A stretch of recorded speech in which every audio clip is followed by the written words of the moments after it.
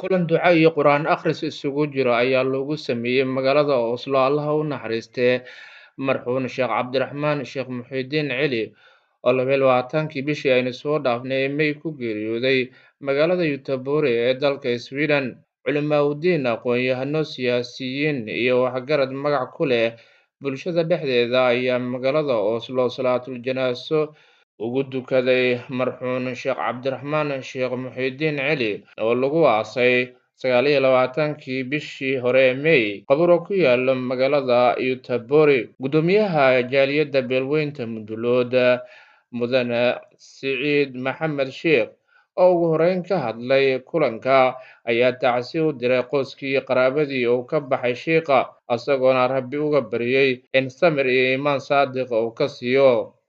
ku hadlaayo magaca jaaliyadda Mudullood ahna guddoomiyaha jaaliyadda Mudullood waxaan uga tacsiyeynaynaa annagoo marka hore dhammaan isaga wada tacsiyeynayna si guud si gaar ah mas-uuliyadda saaran oo la igu soo wakiishay inaan maaragtay uga tacsiyeynay ehelka qaaska ahaa awlaadiisa uu ka dhintay. waxaan leenahay ilaahay maaragtay sabir iyo iimaan saadiq ha naga wada siiyo. geerida waa xaq, waxba la iskuma qaban karo. meesha ku dhinta waa Sweden, annagana Norway aan joognaa sheekha. marka tan waxay caddaynaya inaan la isku tegi karin, aan laga qayb geli karin meesheenaan maaragtay insha Allah aan salaad janaasada ugu dukanaysa arkayseen ugana tacsiyeynaynaa. waan la qabnaa maaragtay wixii maaragtay oo barordiiqa qaraabada ama maaragtay qoyska oo khaasatan uu ka dhintay, dhammaan Soomaaliya oo ka dhintay, ummadda muslimka oo ka dhintay guud ahaan gaar ahaan qoyska. waxaan leenahay insha Allah sabir iyo iimaan saadiqa. nabigeena calayhi salaatu wasalaam naf waay qof noolaanayo ma jiro, kullu nafs daaqitul mawt, naf walba way dhadhaminaysaa. ilaahay annagana gadaashiisna ma fidna. Macallin Yuusuf oo ka mid ah culimaawoodiinka magaalada Oslo ayaa si kooban uga sheekeeyey taariikhda sheekha iyo kaalintii uu ku lahaa fidinta diinta Islaamka. بإذن الله تعالى شيخنا شيخ عبد الرحمن شيخ محدين waxaan uga tacsiyeynaa naftayna marka ugu horeysa, waxaan uga tacsiyeynaa ahalkayna, waxaan uga tacsiyeynaa ummadda Soomaaliyeed, waxaan uga tacsiyeynaa muslimiinta oo dhan meel kasta adduunka ka joogaan. sheekhu muslim iyo gaalba wuxuu u ahay qudwo u ahay, sida aad ogtihiin sheekha daaci u ahay oo weyn oo muslim iyo gaalba anfaca. waxaa la yiraahdaa qofka bani aadamka markay dhimato mawtul caalim, nin caalima hadduu dhinto waa musiibatul aakhira, musiibo aakhira waayo hadduu nin caalima geeriyo.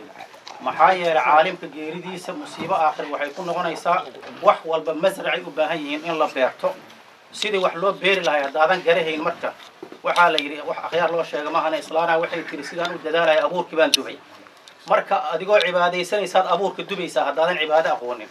marka najmi weynaa naga baxay annaka iyo ummadda Soomaaliyeed.